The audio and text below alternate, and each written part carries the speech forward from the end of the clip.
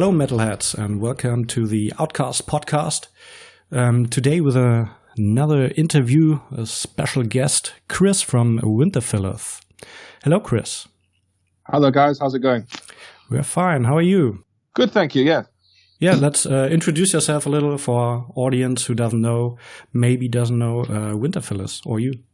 Yeah, sure. Okay, so I'm Chris, and I sing and do the vocals and play the guitar in Winterfylleth, who are a black metal band from England. So so we've got 7 albums out now on Candlelight Records, and we just released our 7th album, which is, I guess, why we're speaking today. Yeah, that's it. So Reckoning Dawn came out last Friday, and first question: what do you reckon with on this record? What are we reckoning with? Yeah, it's quite a broad concept, so forgive me if I go on a little bit. But essentially, when we were first coming up with the idea of reckoning, I guess at a top line level is about change. And so about a kind of a change that's coming, or a change that needs to be made, or a change that should be made.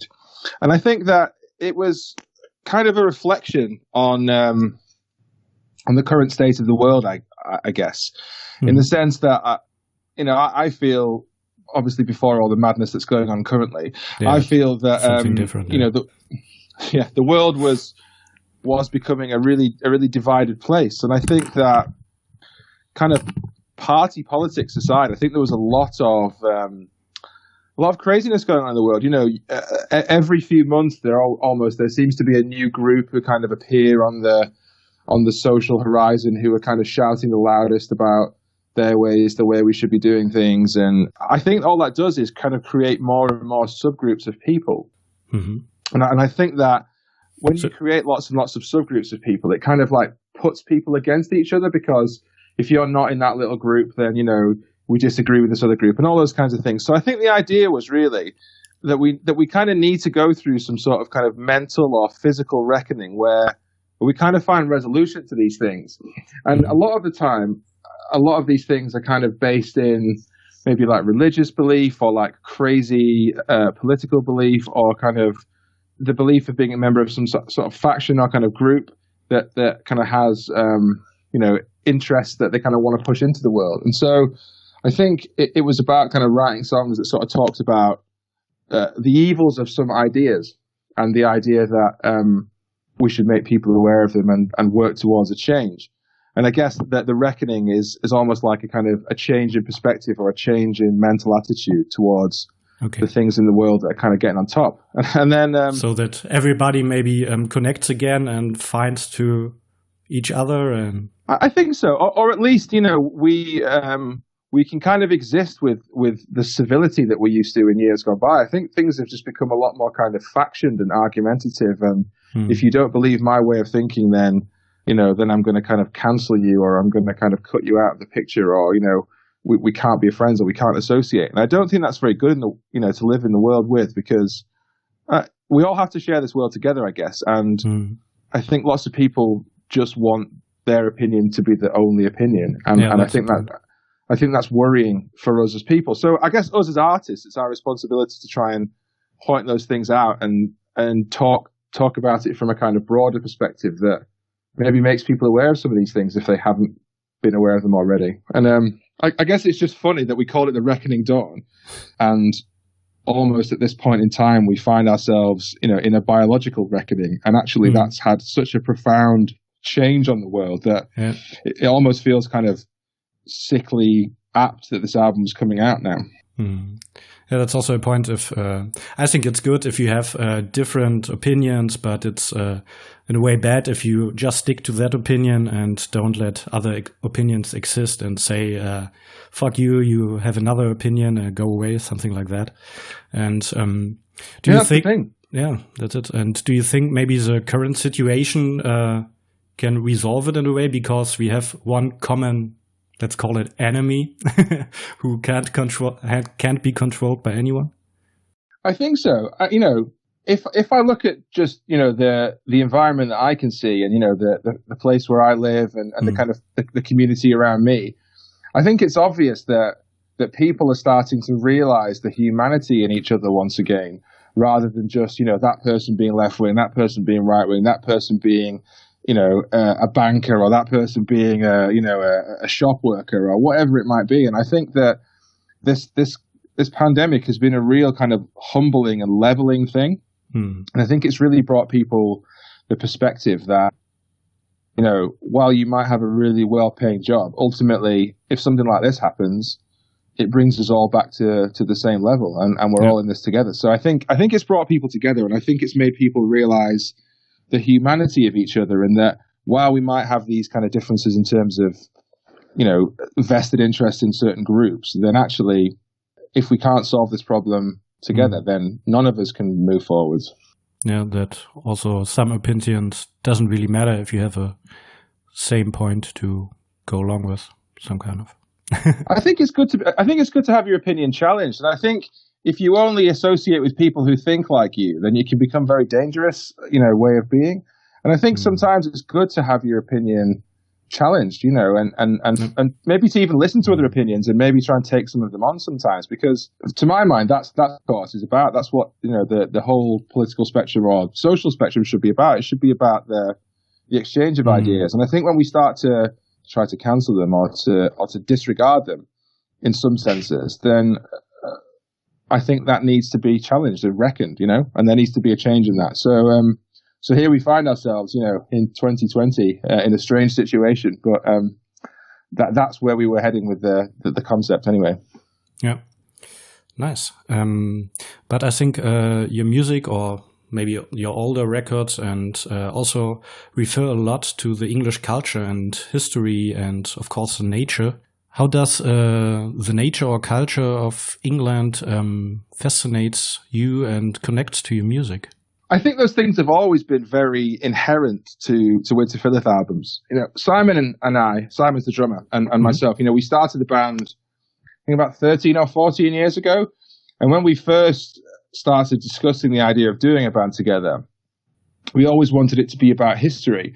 And I think growing up in this country, you only grow up with a history and whatever they teach you at schools. And often what they teach you in school is about, I don't know, the Greeks or the Romans, or, the conflict in Ireland, or the First World War or the Second World War.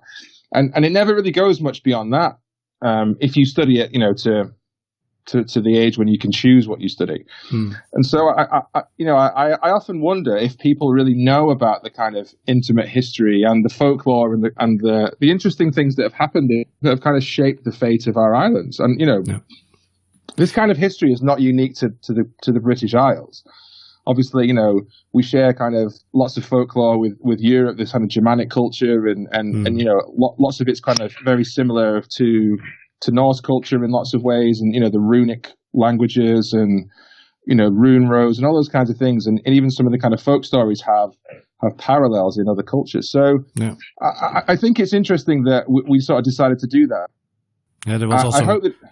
Back in the days, there were also a lot of exchange when it comes to kingdoms, marrying kingdoms from England, marrying with kingdoms from Germany, and all around Europe stuff. So the culture also connects in a way, yeah. For example, I don't know how it's called, the Anglo-Saxons or something like that. Yeah, the Anglo-Saxons, yeah, absolutely. So we've used a lot of Anglo-Saxon poetry, for example, as the basis for some of the lyrics. And that was something we were really interested to do, because lots of bands have done, Norse mythology and Scandinavian mythology. And I think almost some of the time it can become kind of quite cartoonish, and it can become quite, I don't know, a bit kind of insincere maybe. And I think that it's been done a lot, and it almost becomes like a meme sometimes. Because I also think it's a really big stream, Scandinavian pagan metal.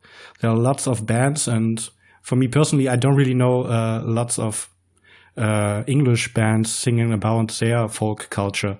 And if you have bands like maybe, for example, Ailstorm, who make a little more fun about the pagan stuff. I mean, they don't really sing about, but you also can put them in that pagan direction from their music.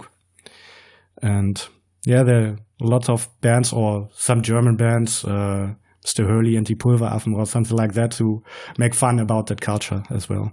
Yeah, I mean, there are lots of different takes on it, but I think, you know, we didn't want it to be kind of, not that we don't want music to be fun, obviously music has a fun element to it, but I think it can cross a line and become kind of cheesy and a bit kind of a joke if you're not careful. So I think we always wanted Winterfylleth to be on the more serious end of that, and it to be something that's kind of challenging and, you know, provocative in a way, and to make people think about those ideas.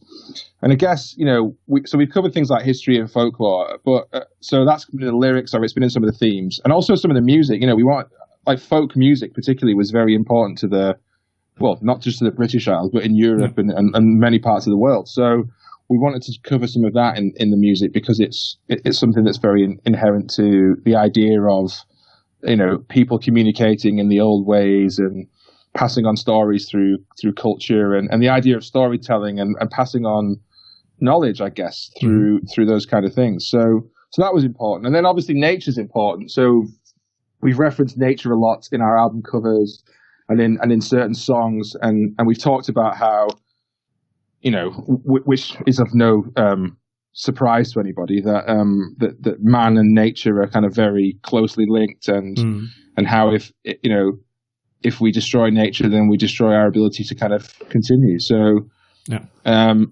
that's kind of where we come from a sort of environmental perspective. So we've got songs about that, and then we've always used nature as our album covers as well. So that kind of ties it all together for me.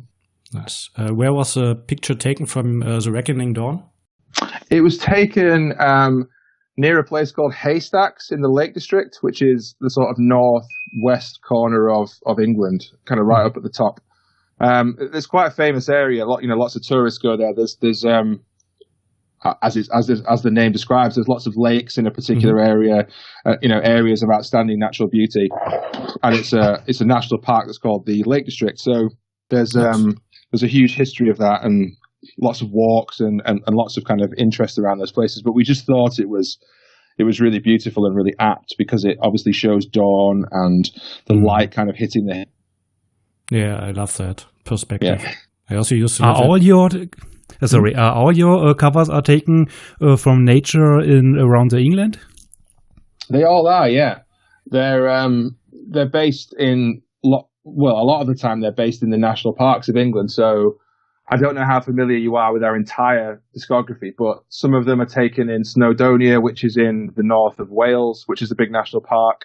Some of them are taken in the Peak District, which is another national park that's very close to where we live.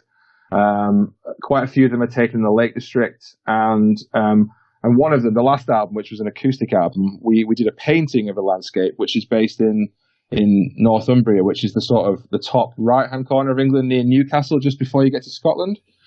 And that's a really famous scene that's been linked with lots of kind of famous television, and is near Hadrian's Wall, which was a famous kind of division between England and Scotland. So yeah, lots of kind of history there too. Yeah, that's really nice, because I used to live in Edinburgh for 9 months about, and traveled around a lot in Scotland, and also to Newcastle I've been once. And it remembers me of that nature, and I really like that. And especially when the sun goes down behind the hills, that's awesome. Yeah, I mean, Scotland particularly has some amazing natural landscapes. You know, some of it's really hard to reach because it's so barren and so kind of high and difficult to travel around. So that's the thing about Scotland. You know, if you've got time and patience and can go and spend a week to try and get somewhere, then you can see some amazing places. But if you can't, some of these places like the Lake District or the Peak District are really amazing to visit as well. Yeah. It's also interesting that you have these long hills, landscapes, and sometimes you don't see anyone, and that's really nice. Yeah, I like that idea. I like the idea that there is kind of untouched landscape in the world, and that not everything needs to have the modern world in it, and that those places that are still quite pure and untouched by man are still out there. So funnily enough, that's what we've always tried to reflect in our album covers. The idea that man hasn't really touched this bit, and there is still, the real nature is still out there, despite the nature that we always kind of take for granted. For me, it also represents kind of freedom, where you can go where you want and nobody's in your way or something like that. Yeah, I think that's fair. I think it does, and I think it represents the idea that we impose all these laws on ourselves, and we impose all these kind of rules and the modern world on everybody. And actually, it wouldn't be the worst thing in the world if more people were connected with nature and understood nature. And, even though we think we're really advanced in the modern world, actually some of our ancestors across the world were very connected with nature and knew a lot more about it than we probably know now in some ways. Yeah, in some ways, of course. Richard already told something. We didn't really introduce him. Sorry for that. Richard, do you have a question? Okay. Yeah, sure. Let's talk about your new album, where there are some versions of it in a deluxe version. For example, there are a deluxe version with 3 songs that are not on streaming like Spotify. Can you tell us something about them? Yeah, sure.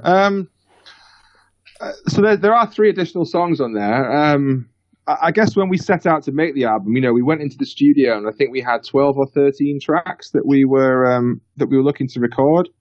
And so we didn't finish all of them actually. So some of them might end up on the next record, but we recorded, I think we recorded 12. So, one of them we didn't finish the vocals on. So that's staying off the record, obviously.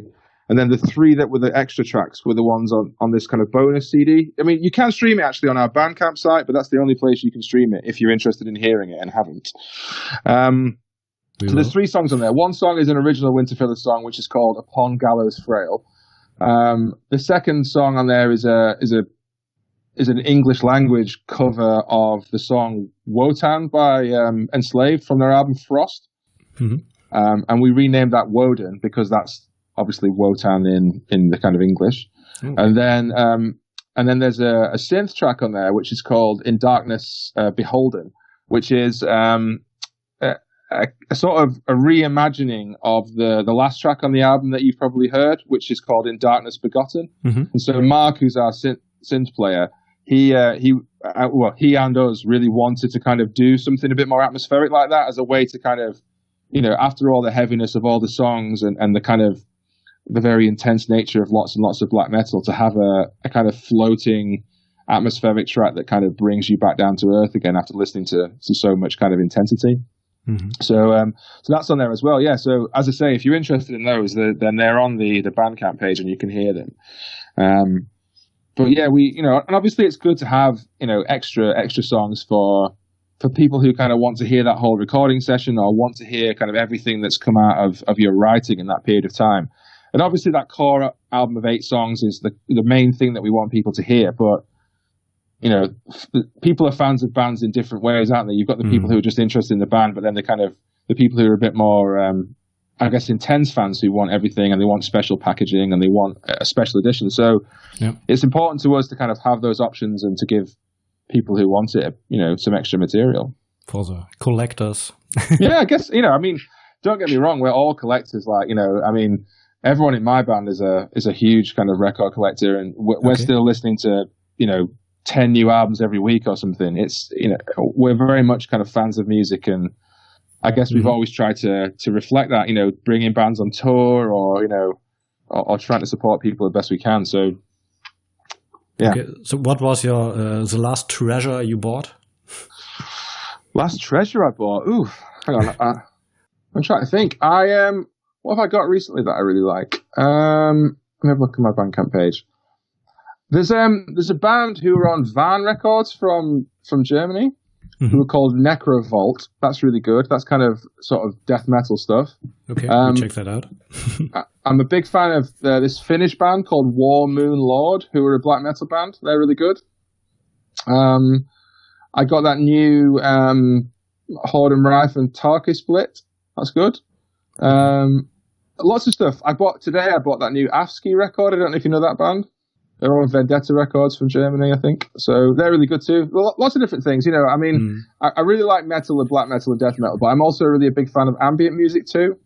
So there's some great record labels out there that kind of have that stuff as well. So I'm into things like Ultimate Records, who make some amazing music, kind of like atmospheric, floaty, ambient stuff. It's cool. Mm-hmm. Really nice. Don't know any of that bands. I need to check that out. Richard, do you know any of them? No, I don't. I just know Van Records, yeah. but Thanks for the tips. Check it out. if you particularly with that War Moon Lord stuff, if you like kind of early sort of atmospheric black metal, or even like more traditional sounding but atmospheric black metal, stuff like, it sounds a bit like Sargeist, if you know them, or that more sort of raging kind of melodic black metal is good. Maybe you'd like it. Nice. So the last record, The Hallowing of Freedom, as you already told, was a fully acoustic record. And was it just an experiment? Because everybody knows that you have these acoustic elements in your, let's call it normal, regular records. But was it just an experiment, or will you do more of that stuff, more different than black metal? It's a good question. And I'm not sure yet. I think we probably will. But maybe not a whole album. I think when we did that album, you have to realize that we'd done 5 full-length black metal albums before that, and we'd done a couple of splits, and we'd done a demo and everything. So we were probably like 7 or 8 releases that were kind of just metal. And then because, as I mentioned before, that the link with folklore and history and the importance of folk music, I think we just wanted to prove to ourselves that we could make a Winterfylleth album that had the same kind of atmospheres, but that didn't rely on heavy guitars and drums and the kind of stuff that we're used to. So because we're fans of folk music and we learned folk music, kind of recently and growing up, then it was something that we wanted to try and explore. And having Mark, who's our not new, he's been in the band for years now, but he was the newest member. He plays keyboards, and he's a kind of classically trained player. I think we just wanted to explore some of the skills that we had in the band and try to kind of create those atmospheres with instruments that we don't normally play, like cello and violin and, the nylon string guitars. Are all these instruments, cello, violin, on the current record from the keyboard, or did you play it by yourself? None of us in the band played it. It was... We got the violin was played by this lady called Bianca Blezard, who's she plays in our acoustic band when we do the shows live. Oh, okay. So she recorded those, and then cello was recorded by James, this guy James Trajet, who he plays the cello when we play live now as well. So Mark wrote the parts for those guys to play, and then they kind of came in and played them. So it was very much about using some of the experience we had from the Hallowing of Freedom as well, and kind of bringing it into this record and being able to, take what we learned and do that in a genuine way, not just a way that we kind of talk about, but actually genuinely learn from the album and bring some of those influences into this album, strings and atmosphere and creating atmospheres in slightly different ways. And I think that's what's made this album great for me, at least. Yeah, for me as well. Yeah, I think it's pretty good and intense atmosphere on the record. Yeah, only pretty good. Amazing. 5 out of 10. Yeah, but now that you go back to black metal, do you think black metal represents the folk better, or the message you want to send out, or do you prefer black metal because you just like it more? I mean, I think we have to realize that Winterfylleth is a black metal band. We're not necessarily a folk band. I think doing the folk thing was important, as I say, because it links to this kind of music. But I think black metal has a really, evocative way of being able to put across those old folk stories. And even though maybe the people who wrote those folk stories had no concept of things like black metal, which obviously they didn't, but for the modern world and for the times that we live in, it feels like a really great way of being able to express some of those things. And so, I think obviously we kind of, we're a black metal band, and so that's the main way we communicate those things. But I'm glad that we now at least have the option to do it in other ways with the acoustic songs. We were supposed to play at the Wacken Winter Nights Festival this year, but obviously that got cancelled. So. So we're going to come back and do it next year, and that will be an acoustic performance with all the whole band and the string players in the cathedral at Wacken. I'm hoping that because we've written those records, it allows us the freedom a little bit more to kind of, I guess, bring those shows to places that you probably wouldn't see a show normally. And I guess even as metal fans, how often do you really see metal bands play anywhere other than in kind of festival stages or kind of club venues? So it's even interesting for fans to kind of come to an amazing venue, a cathedral or a church or a kind of amazing old hall or something, or a library or wherever you might do these shows. Yeah, that fits to the music. That's I really think nice. so. And it becomes, not just about the music, it's almost the experience as well. And so I like the idea that we can do those things if we want, as well as being, the black metal band that we always have been. Yeah, really nice. And yeah, it's also always a good experience to see shows in different places. We've been this year in I don't know the right word in English, a planetarium, where you can see the stars in a big ball, where a band played. And that was really interesting. Yeah. Oh, okay. Yeah. You planned a release tour these days, which were cancelled, of course. It was supposed to start tomorrow. Yeah, that's it. So you planned another tour in October. Are you sure that this will take place? No. Well, I'm not sure, but I think that it's our responsibility as artists to I think in some ways to try and provide people with hope. Yeah, and I think that that's why we didn't decide to delay the release of our album, because if you're stuck at home and you're living the same day every single day, and you're stuck with your family, and you're kind of living the same life, then I think a new album is an amazing kind of bit of interest and hope and entertainment that can kind of come into your life and just break up that boredom, I guess, and that monotony. And so obviously we wanted to release it because it was important for us to do so, and to try and give people a bit of hope and interest. And I guess we want the same thing with the tours.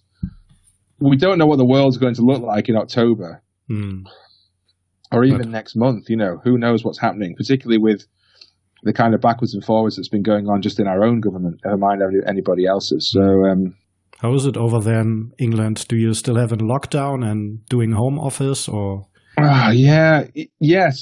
of. Getting better? This is the thing. Like, there was the government have tried to kind of relax the lockdown rules a little bit yesterday, but the messaging was quite confusing, and so I think a lot of people are kind of cautious of kind of going out. The government was saying some people can go back to work and some people can't, and same here in Germany. So I don't know if that's the right thing to do or not, but for myself and my family, we're still staying at home and kind of trying to keep safe, and unfortunately we're in a position where my wife can work from home, and I can as well. So I think we'll try and do that for now. And I just feel sorry for the people who are kind of in manual jobs or in jobs that rely on them having to travel on public transport and things. It's a really shitty thing to need money and have to kind of put yourself in danger just because that's how the world works. Yeah, that's pretty shitty for a lot of people these days.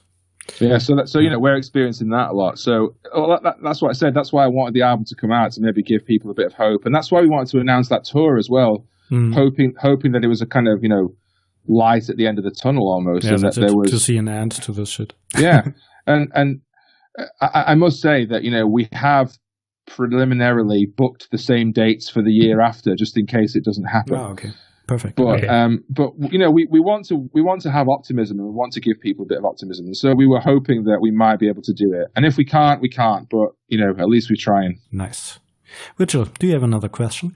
Yeah. Once again, you work with Chris Fielding, and his studio is in the middle of nowhere. Do you like it, or do you think, oh no, I don't want to go there again? No, I love it there. It's amazing.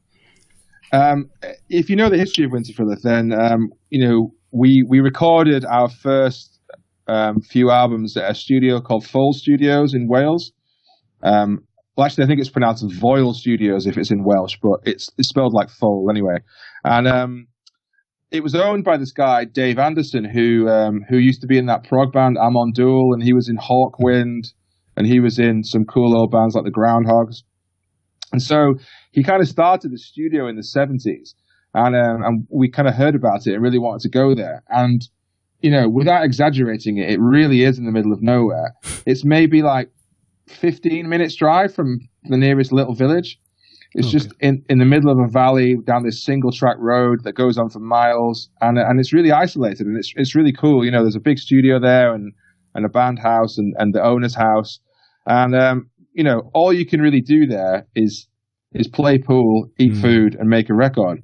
So not distracted from anything. Yeah, absolutely. And so Chris, our producer, he was based at Foal for many years, and then in about 2013, I think, he decided to move to a different studio, which he set up with his bandmate John. They play in this band Conan, who that Doom band from the UK. Nice. Yeah. So they set up a studio called Skyhammer Studio, and we recorded a few releases there. But then it was based in an amazing building at the back of John's house. You know, this amazing converted kind of barn outbuilding. But John decided to sell that house and kind of move away. So Chris closed the studio, and he's now moved back to Foal in Wales.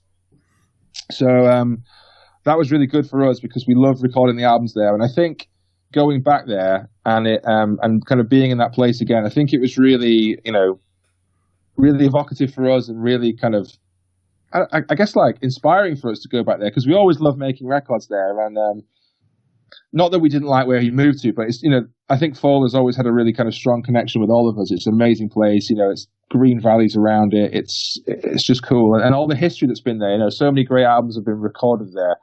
And I'm kind of glad to have ours sort of sit in that same group of bands who've recorded amazing stuff there. I heard something Napalm Death also, yeah. Yeah, Napalm Death recorded there. Primordial recorded. Primordial. They've recorded The Nameless Dead there, which I think is their best record probably, and you know, all sorts of stuff. There's some amazing stuff that's happened there. Like Dave, who used to own the place, he took me around once and showed me all the old tape masters that they have of all these bands, and he's got like a whole room in the studio that's just dedicated to all the tapes, and all the stuff that been recorded there was unbelievable.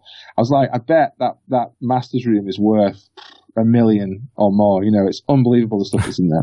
Crazy. Yeah. Literally, like all these records that you've heard, it's like there's the original recording just on the shelf there.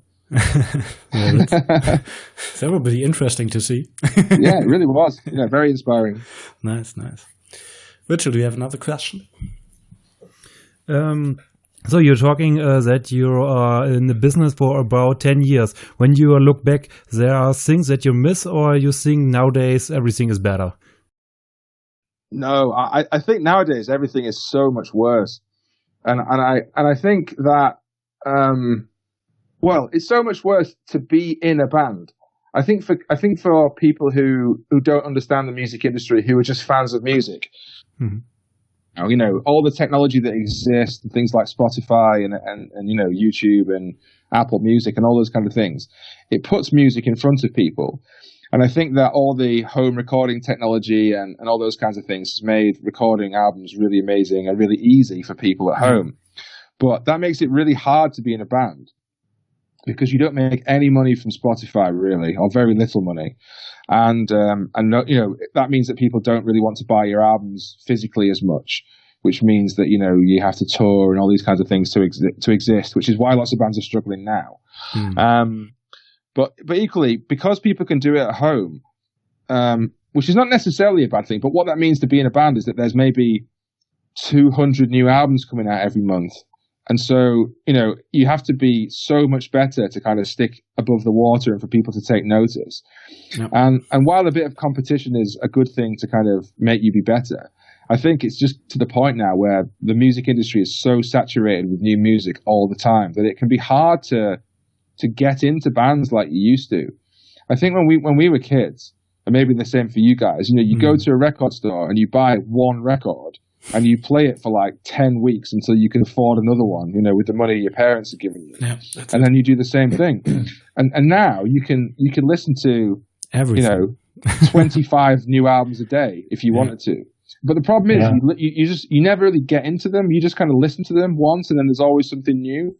And so I think, you know, in some ways it's good, in some ways it's bad. But I think from the being in a band perspective, you know, it's definitely harder to be in a band now. It's harder to sell numbers and it's harder to kind of be heard because there's so many other things out there. Yeah, I think the same. That as you told us, when you go back to back in the days when you bought your CD and were waiting for a record to be, I mean, today you're also waiting for special records to be released, but there are so many releases on one day. Even if you go on every Friday, every release Friday, there are at least 5 records that interest you, probably. Yeah, that's the thing. Yeah. Well, particularly if you're a music journalist or a music, review site, you kind of have to cover everything. So you've never got a chance to be into anything properly because you've got to, how many times can you listen to 5 records in a week? That's it.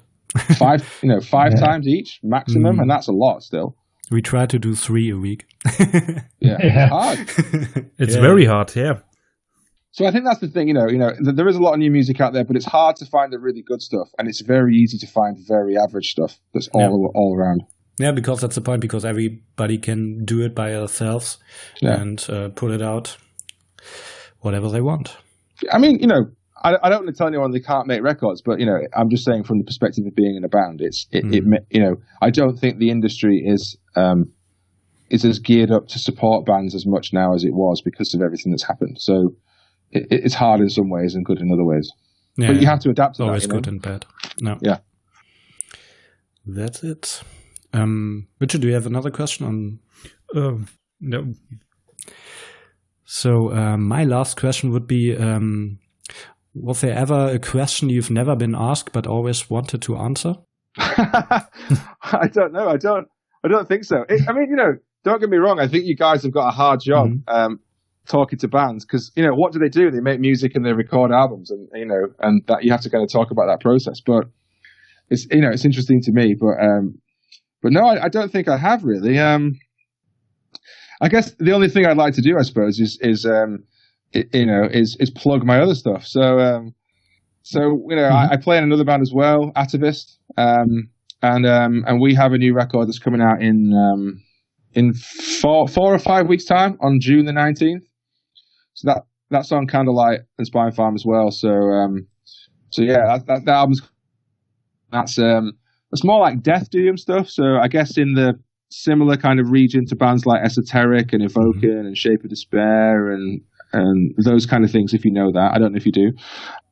I think people are really, if people really like the Winterfylleth album, I think they'll really like that album too. It's a bit slower and it's more kind of longer songs and kind of a bit more mournful and sorrowful, sort of slow death doom. But it's got really interesting atmospheres, and I think, I think it's great, but I would, but yeah, of course you do. I hope so. So maybe you guys would be interested in that as well. So that's coming out too. So it's been quite a busy few weeks for us. So you're always writing new stuff, doing new stuff. Is the Winterfylleth also the next Winterfylleth record also written down right now? Or? Not quite. No, we're still working on that. No, we do like to keep ahead of the game, I suppose. So there is always writing that happens. Yeah, because I think we always have a tight schedule, releasing a record every 2 years. It doesn't feel that way because we're not of the mindset that 6 months out from when you need to do a record, you start writing it and then record it and then release it. We tend to write stuff all the time, and when we kind of have enough good stuff, then we tend to kind of go into the studio, and so that happens. With a bit of effort and obviously getting together, once or twice a week.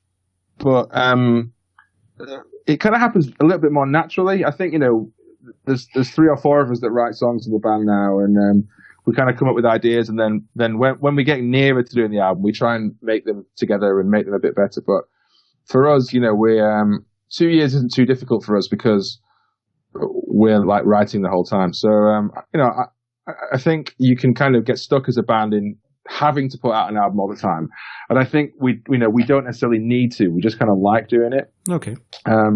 Lots of bands need to put out a new album. Like big touring metal bands kind of have to have an album every 2 years. Bound by a contract to put out a record every 2 years. No, far from it. No, that's just our own kind of pace of work, really. But if we get to 2 years' time and we haven't got enough stuff for a great release, then we'll wait, because I don't want to put out something just for the sake of it. I hope that we've always made good albums, and I hope that we've always improved with every album. So I just want to put good music out and for people to kind of come on that journey with us. I don't want to put something out just because we need a new album to tour. That's not the kind of band that we are. So I hope that's why I feel like we always put out stuff that's not just the first thing that we can write to go and tour again. That's perfect. And a good closing word. Thank you. Yeah. Cheers, guys. It was nice to talk to you. Yeah, thanks for your time. Thanks a lot.